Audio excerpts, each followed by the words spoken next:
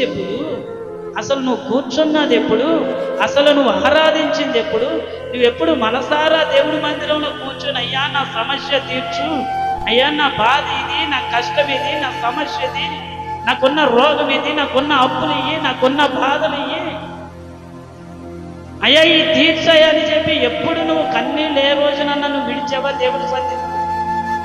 దేవుని సన్నిధిలో ఎప్పుడన్నా నువ్వు కన్నీళ్లు విడచటం చూసావా?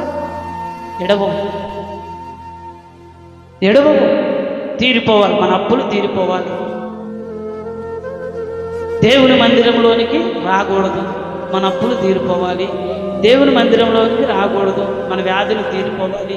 దేవుని మందిరంలోనికి రాకూడదు, దేవుడి మాటలు వినకూడదు, మనకున్న సమస్యలు తీరిపోవాలి. అసలు సమస్య ఎక్కడ తీరుతుంది? ఎక్కడుంటే తీరుతుంది? ఇంటికాడ ఉంటే తీరుతా? ఇంటికాడ పడుకుంటే తీరుతా?